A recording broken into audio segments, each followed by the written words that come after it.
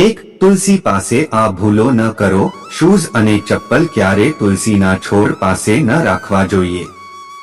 જો તમે તુલસી પાસે ચંપલ અને ચપ્પલ રાખો છો તો માત્ર માતા તુલસી જ ગુસ્સે થાય છે. વાસ્તવમાં દેવી લક્ષ્મી પણ તમારાથી નારાજ થઈ શકે છે. 2. જ્યારે મંદિરની સફાઈ કરો ત્યારે ભગવાનનો ફોટો જમીન ઉપર ન રાખો. 3. મંદિરનો દીવો રોજ સાફ કરીને જ પ્રગટાવો. 4. પૂજા કર્યા પછી મંદિરને પડદાથી અવશ્ય ઢાંકી દો. 5. પૂજા રૂમમાં પ્રતિદિન એક કપૂર અવશ્ય સળગાવો. 6. પૂજામાં શંખનું ખૂબ મહત્વ છે. તેથી પૂજા રૂમમાં શંખ અવશ્ય રાખવો જોઈએ. 7. પૂજા કક્ષમાં શુભ અને સાત્વિક રંગ જેમ કે આછો લીલો, પીળો, જાંબલી કે ક્રીમ રંગનો ઉપયોગ કરો. 8. દક્ષિણ કે પશ્ચિમ દિશામાં પૂજા રૂમ બિલકુલ ન બનાવો. 9. આરતી, દીવો, પૂજા, અગ્નિ જેવા પવિત્રતાના પ્રતીક સાધનોને મોં વડે ફૂંક મારીને ક્યારે ઓલવશો નહીં. 10. મંદિરમાં ધૂપ, માચીસ અને હવન કુંડની સામગ્રી દક્ષિણ કે પૂર્વમાં રાખો એટલે કે અગ્નિ કોણમાં રાખો. 11. વાસ્તુશાસ્ત્રમાં પૂજાની દિશા નક્કી કરવામાં આવી છે. ઘર કે ઓફિસમાં પૂજાનું સ્થાન ઈશાન દિશામાં રાખો. તેનાથી પરિવારમાં સુખ સમૃદ્ધિ વધે છે. ઉત્તર દિશા તરફ મુખ રાખીને કરવામાં આવતી પૂજા ધન પ્રાપ્તિ માટે લાભકારી છે અને પૂર્વ દિશા તરફ મુખ રાખીને પૂજા કરવાથી શુભ ફળ મળે છે અને ખૂબ જ ચમત્કારિક લાભ પણ મળે છે. 12. ઘરમાં સવારે થોડા સમય માટે ભજન અવશ્ય વગાડવા જોઈએ. 13. ઘરમાં સાવરણીને હંમેશા છુપાવીને રાખો અને એવી જગ્યાએ રાખો જ્યાં કોઈનો આવતા જાતા પગ ન અડે. અને સાવરણીને હંમેશા નીચે પડેલી રાખો. ઊભી સાવરણી ક્યારેય ન રાખવી. 14. ઘરમાં બૂટ ચંપલ રાખવા માટે એક નિશ્ચિત જગ્યા બનાવો. બૂટ ચંપલ જ્યાં ત્યાં વેર વિખેર કે ઊંધા ચકતા ન રાખો. તેનાથી ઘરમાં અશાંતિ ઉત્પન્ન થાય છે અને માતા લક્ષ્મી ક્યારે ઘરે નથી આવતા. 15. ક્યારે પથારી પર બેસીને ખાવાનું ન ખાવ. આમ કરવાથી ધનની હાનિ થાય છે અને માતા લક્ષ્મી ઘરેથી ચાલ્યા જાય છે. જો શક્ય હોય તો રસોડામાં જમીન પર બેસીને ભોજન કરો. આનાથી તમારું ઘર ધન સંપત્તિથી ભરેલું રહેશે અને ક્યારે ધનની કમી નહીં થાય. 16. કોશિશ કરો કે ઘરમાં કોઈ પણ બંધ ઘડિયાળ દિવાલ ઉપર ન રાખો. જે ઘડિયાળ કામ ન કરી રહી હોય તેને ઘરમાં ન રાખો.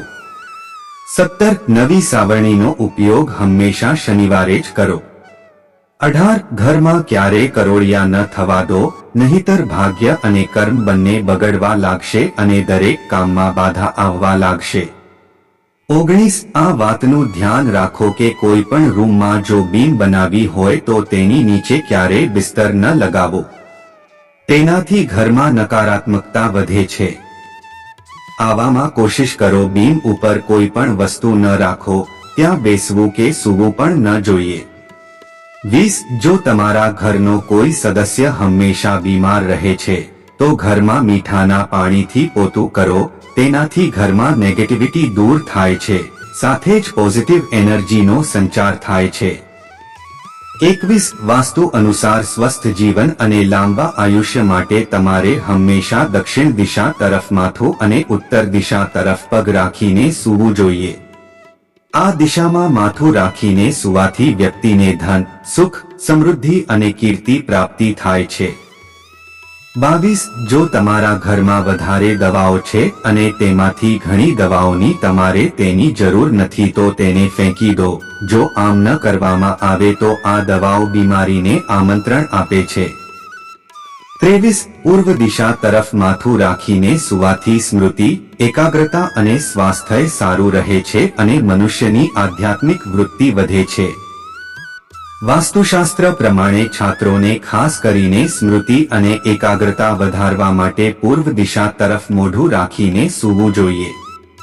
24. વાસ્તુ અનુસાર ભોજન કરવા માટેનું ઉત્તમ સ્થાન પશ્ચિમ દિશા છે. ઘરની પશ્ચિમ દિશામાં બનેલો ડાઇનિંગ હોલ ખૂબ જ શુભ હોય છે. આ દિશામાં કરીને સ્મૃતિ અને એકાગ્રતા વધારવા માટે પૂર્વ દિશા તરફ મોઢું રાખીને સૂવું જોઈએ. 24 વાસ્તુ અનુસાર ભોજન કરવા માટેનું ઉત્તમ સ્થાન પશ્ચિમ દિશા છે. ઘરની પશ્ચિમ દિશામાં બનેલો ડાઇનિંગ હોલ ખૂબ જ શુભ હોય છે. આ દિશામાં ભોજન કરવાથી માં અન્નપૂર્ણા પ્રસન્ન રહે છે.